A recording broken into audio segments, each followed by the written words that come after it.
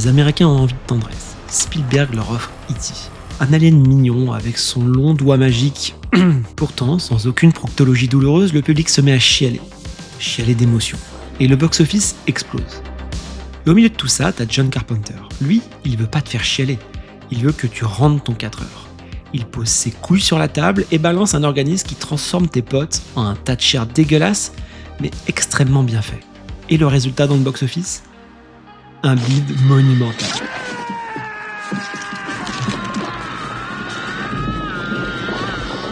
Carpenter, il a eu des couilles, parce qu'il a sorti le film le plus sombre de l'histoire face au film le plus gentil. Sauf que, c'est qui le patron qu'on retrouve dans tous les tops des meilleurs films d'horreur ?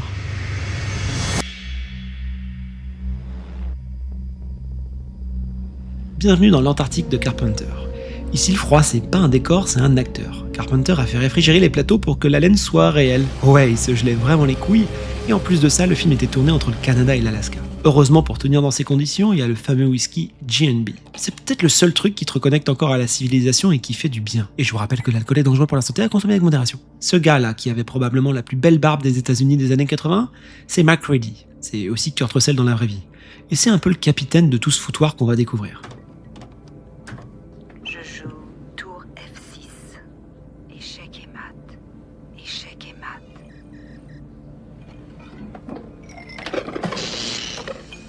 Tricher, garce. Retiens bien ce geste parce que c'est le résumé du film. Si on ne peut pas gagner, on détruit.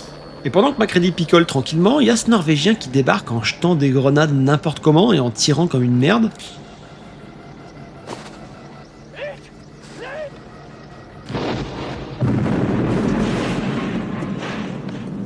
Et le mec se met à hurler.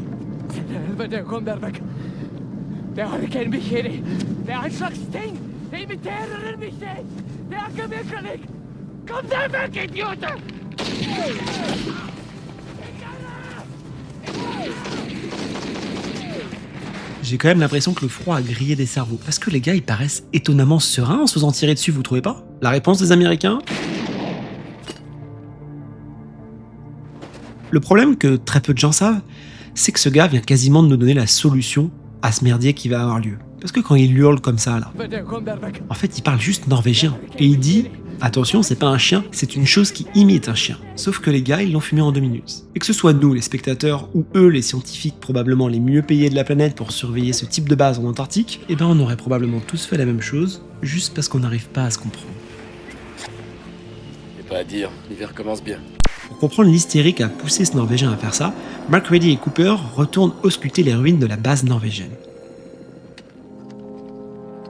C'est impossible de pas penser à Shining.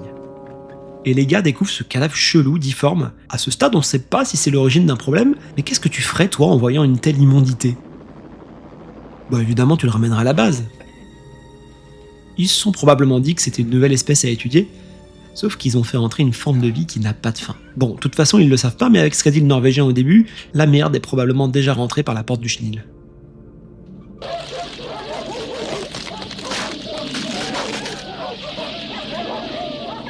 Putain, mais avouez que c'est trop bien fait. D'ailleurs, tout le film est trop bien fait, regarde ça. Et le vrai monstre ici, c'est pas ce que tu vois sur l'écran, c'est Rob Bottin. Ouais, je t'avais dit que j'avais un accent anglais de merde. En tout cas, le gamin a 22 ans, il a conçu l'intégralité des effets du film. De l'autopsie aux têtes qui poussent des pattes, c'est lui. Il s'est tellement tué à la tâche qu'il a fini à l'hôpital pour épuisement total et double pneumonie. Stan fucking Winston arrive en renfort. Winston, si tu l'as pas, c'est le gars qui va nous pondre Predator, Terminator et les dinosaures de Jurassic Park. Parce qu'au moment de cette scène du chenil, le petit Rob il n'en pouvait plus. Il était à bout et c'est Stan Winston qui a terminé le travail. Et il a trouvé le travail de Rob tellement exceptionnel qu'il a presque, je dis bien presque, refusé d'être crédité par le respect pour le jeune homme. Bravo parce que ça c'est la mentalité qu'on aime. Après le carnage du chenil, il se passe pas mal de choses que je te laisserai découvrir en regardant le film. Mais tu te doutes bien qu'ils ont besoin de creuser davantage. Alors ils retournent près de la base norvégienne et tu découvres ça. C'est fascinant, non ?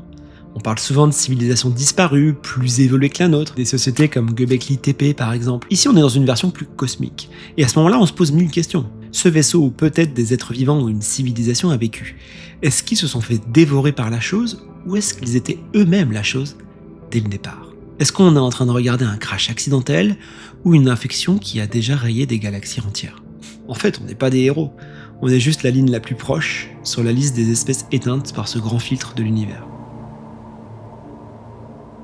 Et je dois t'avouer quelque chose.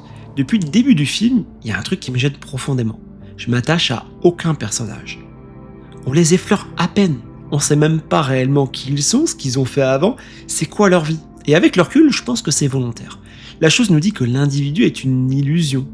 Elle ne vous tue pas vraiment, elle vous assimile. Est-ce qu'on peut dire qu'on est mort quand on est assimilé?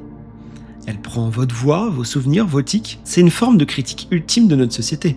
On finit par tous vouloir les mêmes vies, les mêmes codes, un peu comme dans Fight Club où on devient des copies de copies. On se ressemble déjà tous tellement qu'un parasite pourrait prendre notre place demain sans que personne ne remarque la différence. Et ça me fait chier parce que moi j'ai l'impression d'être unique.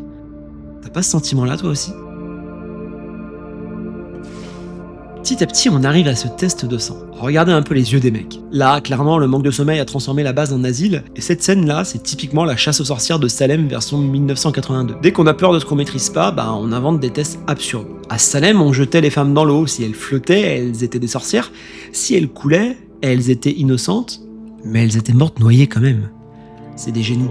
Et MacReady fait la même chose. Il cherche l'hérétique biologique et la finalité est un peu la même, la purification par le feu. Et il y a une sorte de symbole où on ne tue pas réellement un monstre, on brûle le péché d'être différent. Le feu, c'est un outil religieux pour nettoyer l'impur et j'ai l'impression qu'il est un peu sujet de ça dans ce film. Enfin, c'est mon interprétation.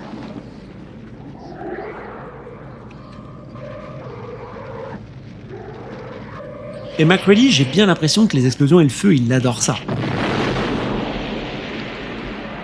Alors il se dit, bon, allez, perdu pour perdu, pourquoi ne pas revenir à mon premier réflexe? Tout détruire. Et là, le gars, il transforme la station en un barbecue géant. Pourquoi exactement?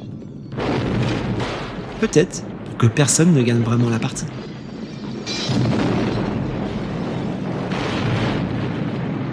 Je sais pas.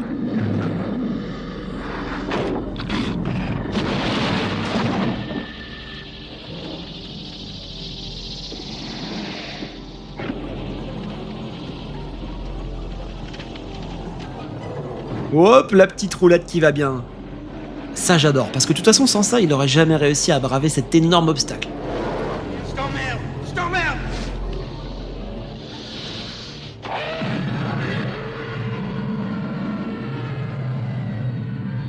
C'est la scène finale. On a deux mecs, une bouteille et un doute qui nous glace tous ensemble le sang. C'est là qu'arrive une théorie de fan qui change tout. Regarde bien la bouteille là. C'est celle que MacReady remplissait d'essence pour ses cocktails Molotov juste avant. L'autre gars s'appelle Shields et il boit sans recracher. Si jamais il boit de l'essence sans broncher, MacReady a sa réponse. Son pote est déjà remplacé par un truc qui ne connaît pas le goût du whisky, ni celui de l'essence. Et il dit rien, parce que finalement au bout du monde, quand tout est gelé et que tu vas probablement mourir, savoir et se battre, c'est peut-être plus si important que ça. Voilà, c'était mon interprétation de The Thing. J'essaie de pas trop vous spoiler en vous racontant quand même des choses qui me semblent intéressantes. Et si t'es encore là, c'est qu'a priori ça t'a plu. N'hésite surtout pas à t'abonner parce que c'est le début d'une nouvelle aventure. Et on se retrouve, j'espère, dans une prochaine vidéo.